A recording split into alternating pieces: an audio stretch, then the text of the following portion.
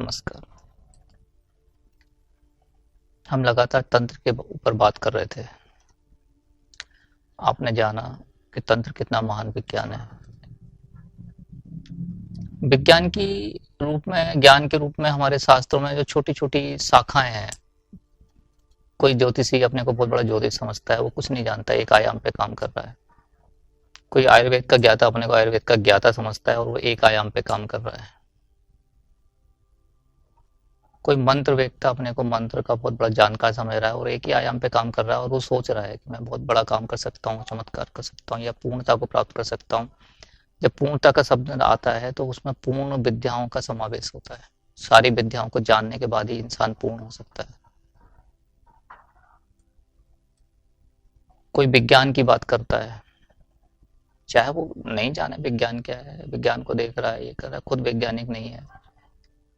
कोई वैज्ञानिक है भी तो शायद एक एक विशेषज्ञ एक चीज को पकड़ के चल रहा है, अंधों के हाथी। हाथी के इतने सारे अंधों ने देखा कि हाथी कैसा होता है। कोई ने पाँव पकड़ा तो उसको कुछ अलग तरीका दिख रहा है, खंबे जैसा दिख रहा है। किसी ने पूंछ पकड़ी तो रस्सी जैसा दिख रहा है। किसी ने कान पकड़ा तो सूप जैसा दिख रहा है। किसी ने पेट पकड़ा तो उसको टंकी जैसा दिख रहा है हाथी। ऐसे लोगों ने एक एक चीज पकड़ी हुई है, पूरा हाथी कौन देख रहा है। कोई विज्ञान की बात करता है, कोई ज्ञान की बात करता है। मीन्स बातें तो हैं पर प्रैक्टिकल में, अनुभव में कुछ नहीं है। किताबें पढ़ी हैं, लोगों से सुना है, उसको अंदाज लगाया है, रट लिया है, जान लिया है। क्या अनुभव में है उनके, निकले हैं उस चीज से? नहीं। आप सोचो, सारी विधाओं को मिला दो, इस विज्ञान के सारे ज्ञान को मिला दो, कि ज्ञान को मिला दो और विज्ञान को मिला दो।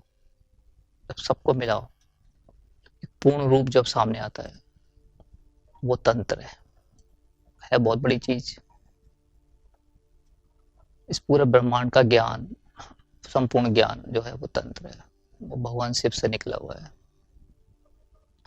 शिव और पार्वती अलग अलग नहीं है, अर्धनारीश्वर के रूप में वो एक ही है।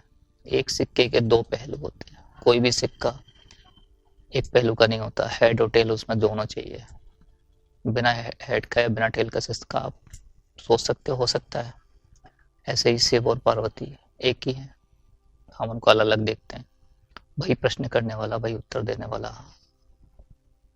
ये बहुत अच्छी विधा है, बहुत अच्छा तरीका है बताने का, बहुत सरल ढंग है, जिसको अंधविश्वास कह के या कुछ और भ्रम फैला के लोगों से दूर कर दिया गया है। पूरे समाज में कभी इसका बहुत ऊंचा स्थान रहा होगा, पर आज किन्हीं कारणों से, किन्हीं गलत लोगों की वजह से, शायद हमारी कमजोरियों की वजह से भी ये हमसे बहुत दूर हो गया है ज्ञान विज्ञान। और हम बहुत सारे ऐसे अंधविश्वास में फंस गए हैं जिनको हम अंधविश्वास भी नहीं कह पाते, जानते भी नहीं है। खुद जानो, खुद समझो, खुद अपने मालिक बनो।